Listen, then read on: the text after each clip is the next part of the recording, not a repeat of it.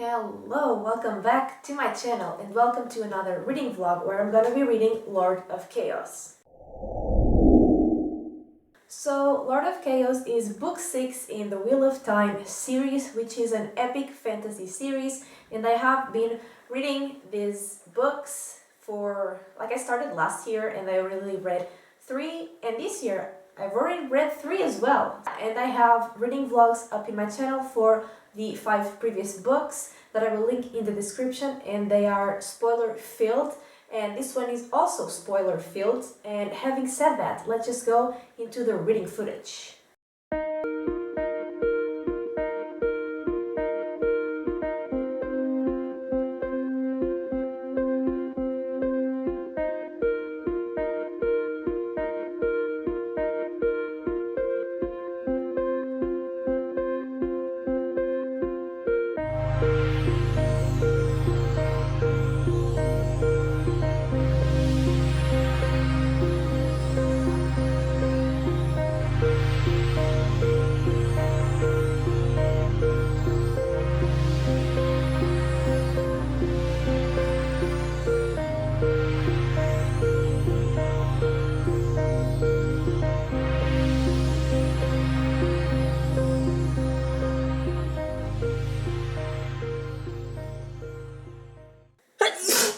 Wow, okay, that's a way to start the update.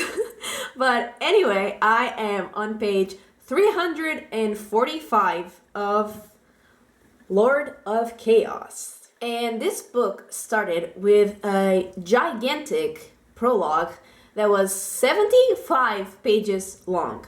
And there was a lot of information in that prologue. I feel like there was almost as much information in those 75 pages as on the other 200 and whatever. So there is that.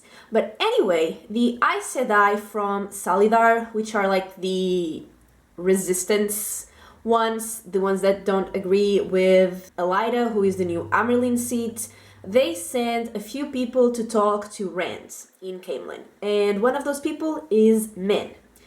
And Elaine wants to go as well. And, well, she wants to go because Rand is there, but she also wants to go because it's her home. He is literally in the throne that used to belong to her mother and should belong to her. So she wants to go there. And I think that maybe she should, but the Aes Sedai don't want her to go. So she doesn't go. And we also learned that the other Aes Sedai, the one from the White Tower, are also sending people to Caemlyn to talk to Rand. And so Elaine doesn't go, and she stays with the other Aes Sedai in Salidar and with Nynaeve. And Nynaeve is still using the Edam to control that Forsaken who is called Moghedien, because I think I didn't say the Forsaken's name in my last video because I was like, I'm not even gonna try to say her name, but I am trying now. She is called Moghedien or something like that. And Nynaeve is still using her to be able to channel, because Nynaeve isn't able to channel on her own except when she's very angry. And I mean, she is very angry very often, but not all the time. So yeah, she can't just channel on her own. So she is using the Forsaken's power basically to channel. And she is still also using Moghedien to learn more about the One Power and about healing, because that's what she's more interested in. And also she's still studying Siwan, Lian, and Logain, who were the ones who were still gentled, whatever, to see if she can heal them. But so far she has not found a way to do that. Also, still in the prologue, Perrin appeared for one page, literally 1 or 2 pages. And it was just to say that he is feeling like Rand needs him, because since they're ta'veren, they can feel each other, and since Rand is the more important or strongest or whatever ta'veren, he can pull the others. So Perrin feels like he's being pulled to Rand.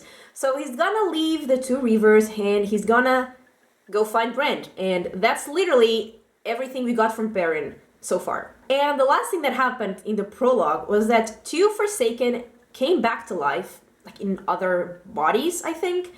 So I don't know who they were, but 2 Forsaken did come back to life. So, out of the prologue, we saw that one of the false dragons, who's called Mazrim Tame, went to find Rand because at the last book, Rand said that he would allow men who can channel to go to him so they can learn how to do it properly and they can all fight the Dark One together, basically. So Mazrim goes to Rand and basically he can do things that Rand can't because he has been able to channel for a longer time. And so he's going to test and also teach other men to use the One Power. And also they mentioned that Mazrim has been using the power for many years and he has not gone mad like most men do. So maybe that's also something that he can teach Rand, hopefully, because Rand has been hearing Lewis Theron's voice in his head, and Lewis Theron was the previous dragon. And he has been hearing his voice a lot. He already did in the past book, but I feel like it has become worse in this one. So, hopefully that's something that Mazrim can teach him how to do. Also, still with Rand, he runs into a few girls and young women from the Two Rivers, his village. And they tell him that they are going on their way to the White Tower to learn how to be Aes Sedai. And then he sees that they are actually with two Aes Sedai, Alanna and Varen. And they're actually, they have heard about what happened in the White Tower, that the Aes Sedai are divided. So they're actually not really wanting to take the girls to the White Tower.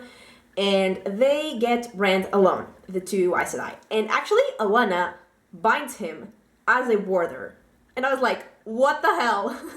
Because now she can kind of keep an eye on him, she can feel him, and he can feel her. So that happened. And I guess the last important thing that happened was when Elaine and Nynaeve went into the world of dreams.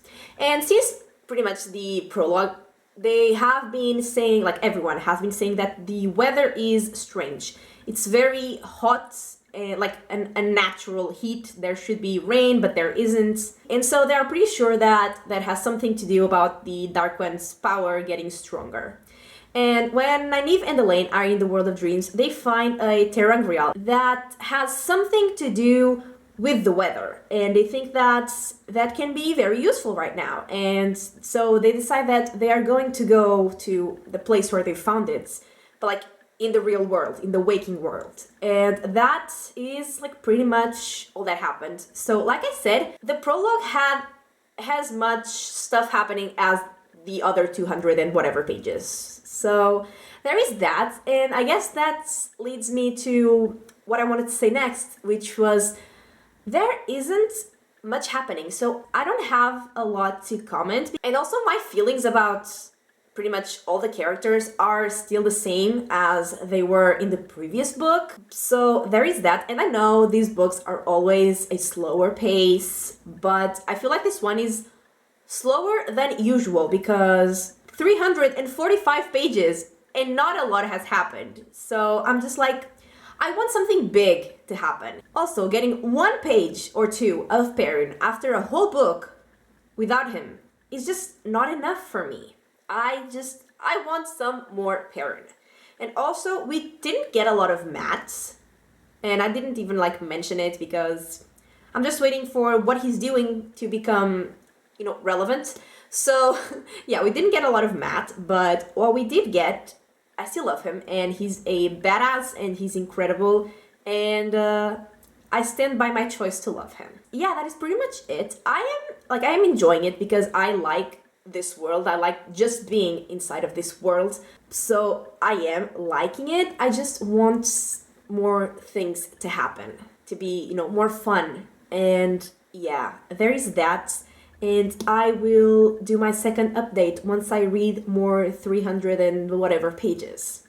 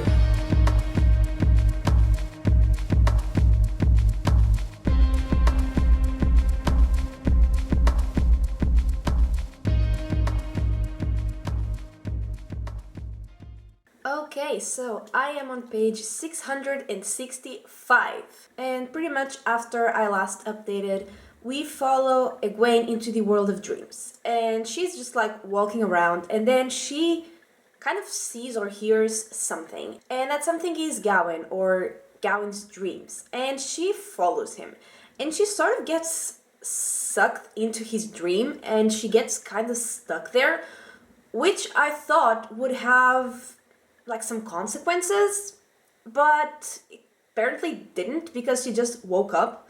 And I mean, she remembered his dream, and she remembered being there and not being able to like control what she was doing, but also like nothing really happened to her. So I just thought that there would be more severe consequences. And I mean, maybe there will be in the future, so I was just a little confused by that.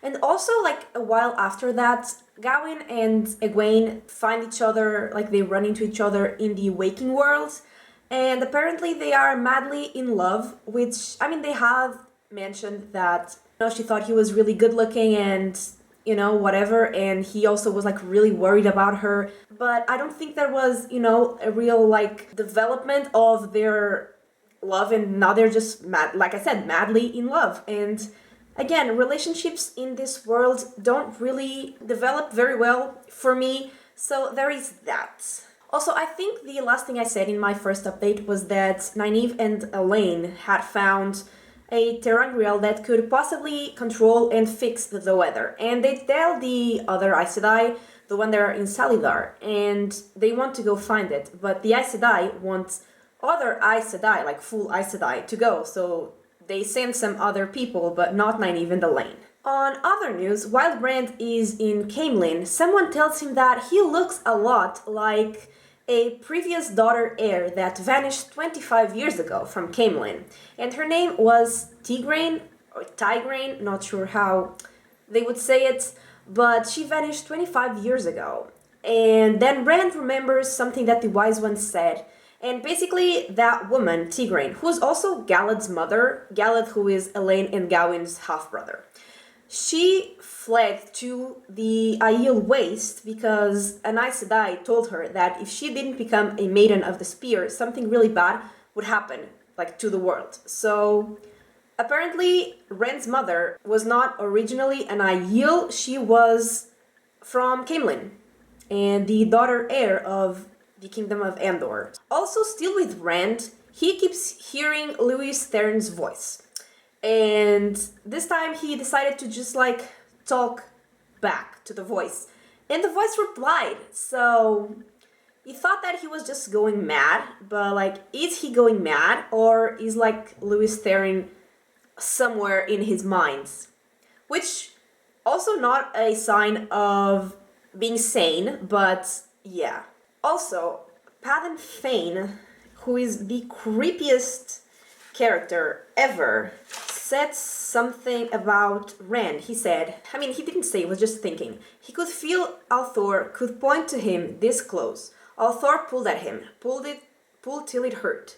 There was a difference lately, a difference that had come suddenly, almost as if someone else had suddenly taken a partial possession of Althor, and in doing so pushed away the part of Fain's own possession. No matter, Althor belonged to him. So is that possession like Lewis Theron? Like, and what is that about Padan Fain's possession of Rand? Very confused, and like I said, Padan Fain is very, very creepy. Also, sort of still about Rand, but not really. But Morghese, who was the Queen of Andor, she agrees to a treaty with the White Cloaks, which means that the White Cloaks will help her get the throne back, and in return, they'll just stay, like some of them will stay in Caemlyn and just have as much power as her own royal guard. And she accepts that because she thinks that's better than having Rand on the throne. But the thing is, and I know that she doesn't know that, but Rand wants Elaine on the throne. He's just like waiting for her to get there. So it would not be better to have like the White Cloaks around than Rand on the throne. And then, like, the most, or like only really so far exciting thing that happened was that Nynaeve was, like, she wanted to be studying Siwan and Leon, but they were both busy with something, I think, and so she was studying Logain. But she was kind of distracted with something. I think she was like talking to Elaine or just thinking about something, and she accidentally healed him. So he can channel now, which I thought was really exciting. And then she had to tell the Aes Sedai, and then she found a way to also heal Siwan and Lian. But the thing is, Logain's powers came back in full, but both Siwan and Lian, or at least Siwan, but I think it's both of them, they are weaker than they were before in terms of the power. Nanny said that it would obviously be different because the way women and men use the power is different, so it makes sense that they healed differently. So, later, after that happens, the Aes Sedai go to the World of Dreams to talk to Egwene. And in there, they tell her that they want her to go to Salidar to meet with them. And Rand was like sort of hiding in the World of Dreams as well, and he overheard. And then we have Egwene saying goodbye to the wise ones from the Aiel. And I never thought I would get to the point where I just love Egwene and find her so precious, but here we are. Also, Rand travels with the One Power, like after he overheard that conversation, he travels with the One Power to find a Matt. And he tells Matt that Matt has to go get Elaine from Salidar and bring her to Caemlyn. Even though Matt was literally like going the other way to go do something that Rand had previously asked him to do. And he also tells Matt that Avienda is for some reason going with him. So Matt and his army and Avienda start going to Salidar. And Egwene gets to Salidar much faster because she travels through the World of Dreams. She sort of entered it physically, which is dangerous, but it was a way to just get there fast, and she gets to Salidar. And what the Aes Sedai wanted with her was for Egwene to become their Amyrlin seat, which I didn't know because I always know spoilers. And yeah, I didn't know that, and that was literally the last thing I read. I am enjoying this book, but mainly because I just like being in this world, because there's still not a lot happening. Like I said, the only really exciting thing that happened was Nynaeve healing Logain and Siwan and Lian, and also, I mean, I already knew about it, but Egwene becoming Amyrlin seat. I mean, she hasn't become the Amyrlin seat yet. The Aes Sedai just told her that they want her to be the Amyrlin seat, but I know that she will be, so yeah, those are really the only exciting things that happened so far. And also, Perrin appeared like 2 pages on the prologue and never again, so also not happy about that. And Matt has barely been in this book as well, but the parts that he has been in were both like either really cute or really funny, and I love Matt so much. And also, like I said, I really also like Egwene now, which I am shocked but pleasantly surprised. And I have said this once before and regretted it. I think it was on book 4, so like 2 books ago, but I am not hating Nynaeve, which is even more shocking and also concerning, because when that happened last time, like after that, I really hated her on book 5. So yeah, but that is what I have to say so far, and I will update again once I finish this.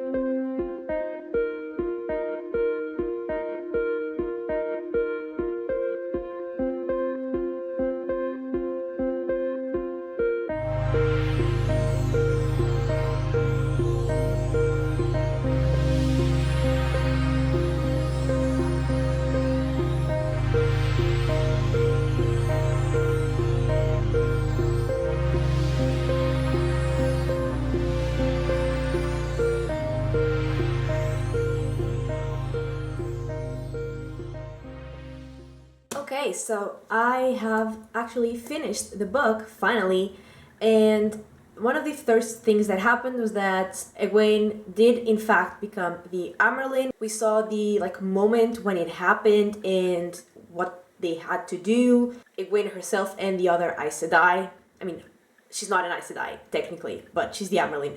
Whatever. Anyway, she became the Amyrlin, and one of the first things she decided was that Nynaeve and Elaine and a couple other women were to become full Aes Sedai. And then Matt and his people and Vienda got to Solidar, where they were. And he was like talking about the Amerlin because like he wanted to get Elaine. And obviously the Amerlin wouldn't want Elaine to leave. And so he was like talking shit about the Amerlin. He was literally saying, when the poor blind fool they've chosen out for their Amerlin gets here, I will do the talking. She can't be very bright, or they'd never have been able to shove her into the job. Amerlin's seat for a bloody village in the middle of bloody nowhere. And that's really funny because the Amerlin is his friend. And so now that Egwene is the Amerlin, Nynaeve and Elaine can go to that place where they found the Terangrial in the World of Dreams. And so they decide that they're going to take Matt and the rest of, like, all of his people as well, since Matt wants to keep an eye on Elaine anyway, and just more people to have there to guard them and whatever. So they go. And while they're leaving, Matt notices that the other Aes Sedai are not being very nice to Egwene because they basically chose her to be the Amerlin because they think that she can be easily manipulated and that they can get her to do what they want. And so they are not being very nice to her, and they're not like even talking to her. They're just leaving her out of everything. And Matt, who was just literally talking shit about the Amerlin before, was now being like super respectful and like just calling her mother, which is what the Aes Sedai are supposed to call the Amerlin, and like, you know, just being super adorable. And I just found that moment so cute, and I love Matt so much. And so back in Camelin with Rand and all of those people, Min is there because she got there with the Aes Sedai from Salidar, and she sees something that makes her believe that some Aes Sedai are going to hurt Rand. And so Rand kind of does feel threatened because there are Aes Sedai there, like a lot of Aes Sedai, because there are ones from Salidar, and then there are other Aes Sedai from the White Tower, the ones led by Aleida. And so Rand does feel threatened. So after Perrin and Loyal and Fail get there, he runs from Camelin with some of his Aiel. Or all of the Aiel? Honestly, I'm not sure. And he also keeps having those conversations with Lewis Theron in his head. Sometimes like one-sided conversations. Because usually Lewis Theron does not reply. But sometimes he does. Which I don't know which is worse, to be honest. But yeah, he does keep talking to Lewis Theron, and he definitely keeps hearing Lewis Theron, because that man talks a lot. Also, back in Salidar, Egwene, with Siwan's help, free Logain. Because Egwene knows that the Aes Sedai are going to try to gentle him again. And she doesn't believe that's fair, especially now that Rand is gathering men who can channel. Like, it's not fair for them to support Rand, who is a man who can channel, and is helping other men who can channel, and then just gentle Logain. And she hopes that Logain will join Rand and his other men who can channel, but she is not sure, and neither am I, to be honest. But I'm pretty sure something interesting is gonna happen because of Logain's release.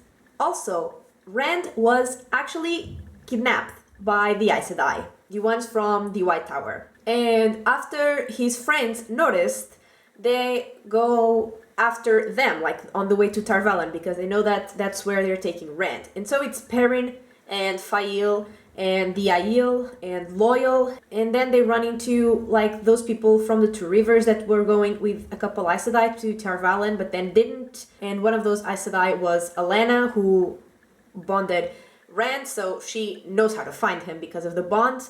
Oh, and also Taim and his students, like the men who can channel, they all go on their way to Tar Valon, and they find the other Aes Sedai, the one who kidnapped Rand, and they were actually working with the Shaido Aiel, which were that clan of the Aiel that did not support Rand. So there is a battle, which was definitely very exciting. Like, the ending of this book was really, really cool and really exciting and really intense. And so there was that battle, and Rand escaped, and there was that.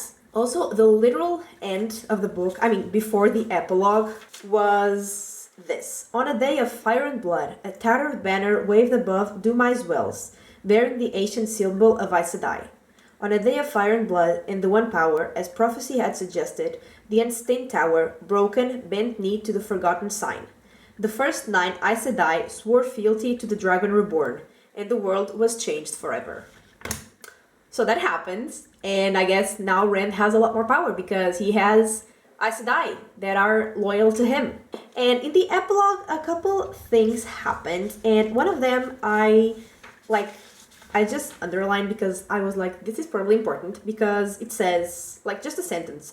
Perhaps the return would come soon, and the daughter of the 9 moons with it. And the daughter of the 9 moons is that person who's supposed to marry Matt. So I guess she's gonna come soon with the return, whatever that is. And also one of the last things that happened was that one of the reborn Forsaken, that I talked about, I think it was in the prologue, that 2 of the Forsaken were reborn in other bodies, but I don't know who they are, and I still don't know who they are. But one of them releases Moghedien, who is the Forsaken that was in Salidar and was being controlled by Nynaeve. But after Nynaeve left to go find the Terangrial, she was being controlled by Egwene, but one of those other Forsaken released her. So there is that, and that was how the book ended. And like I said, the ending of this book was definitely intense because of the battle, and especially if we compare it to the rest of the book, which was just not that eventful or intense. And we did get to see a bit more of Perrin and Matt in this last third of the book, I guess, which I appreciated, and I think Matt was definitely the highlight of this book for me, even though he was barely on it. The moments he was on it were just so good. And also, Egwene, I really like Egwene in this book. So yeah, there is that, and I think it's time to go into my final thoughts. So I think I'm gonna start by talking about the characters, which is what I usually do, and I'm gonna start with Matt. And we didn't get a lot of Matt, which is honestly really sad, but what we did get of him was incredible because he is so funny and also surprisingly adorable, and I just love him, and I do really now understand why everybody loves Matt. Honestly, I think he might be my favorite character now. I'm sorry, Perrin, but speaking of Perrin, he was also barely in this book, and he was not in the previous book at all, and I think that is definitely, I love Matt, but also the fact that Perrin is not even present in the books, or barely, is also contributing to the fact that Matt might be my new favorite character. And we did get some cool scenes with Perrin when he was talking to the wolves and controlling the wolves when they were trying to find Rand, which I don't think I mentioned, but that happened. So that was cool, and we did get 1 or 2 cool scenes with Perrin, but not really much apart from that. And like I said, we also didn't get a lot from Matt, but we did get more than we got from Perrin. And I love Matt, and I also really love Perrin as well, and they are definitely my favorites. Also, I am really liking Egwene as well. I started liking her in the previous book, and I am still liking her in this one.